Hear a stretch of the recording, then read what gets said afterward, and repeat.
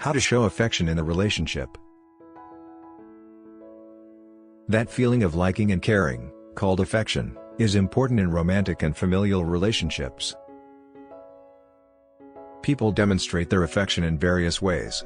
While some people have a difficult time showing affection, it's an important skill to develop, so that you can show your loved ones that you care for them. What is affection? It's a bond that is especially important for babies and their caregivers. It begins when we are young, and desire close proximity to our parents. Centers around the profound bond that starts with our most memorable parental figures, and empowers us to have sound associations with others all through our lives. Why affection is important. Albeit certain individuals are thoughtful people, or lean toward a less friendly way of life, people don't do well in separation, so significant associations are priceless. These connections can be built with friends, family members, or romantic partners. What does affectionate behavior look like?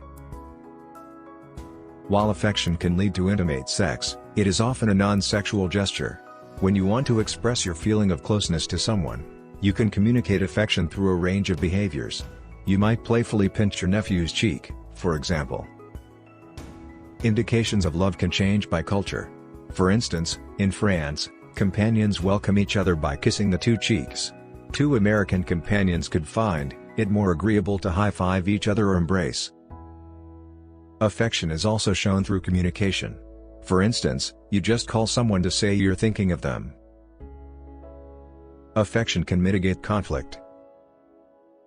Affection can be a positive force even when you disagree with somebody you're deeply connected to. It can likewise be a solid device to diminish the negative results of contention, similar to anxiety and stress. Those who experienced more positive behaviors during the disagreements showed a healthier pattern in cortisol. Among the positive behaviors, affection was the most influential of all the positive behaviors on cortisol variations. What if your loved one isn't affectionate? Some people aren't raised to show their feelings due to cultural or social reasons. Others are just not comfortable expressing themselves in that way. For them, it could be a sign of weakness or fear of revealing too much. For instance, there's still such a lot of tension on men to be macho and not show sentiments. This is much of the time called harmful manliness. This strain to serious areas of strength for all times does substantially more than great for themselves as well as their friends and family. If there is someone in your life that you're not receiving enough affection from, it's a good idea to bring up your needs and explain why affection is important to you. Then, ask them if they would be able to show more affection. How self-esteem impacts affection. Having high self-esteem means we value ourselves. If you have a healthy amount of self-esteem, you're likely able to cope better than others with life's setbacks. You may likewise have expanded prosocial conduct, and feel that you deserve giving and getting love.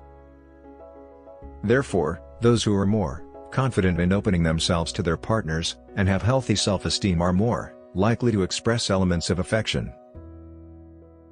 Having high self-esteem means you're likely to give affection, and feel worthy of receiving affection. If your overall sense of self-worth is positive, and you feel deserving of good things, it's easier to accept a big hug or a compliment. Can too much affection be a red flag? Affection can be given for the wrong reasons.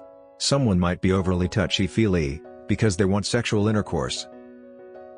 Or on the other hand, somebody could abuse love since they're controlling you, for example imagining their expectations are always when they're just centered around one evening.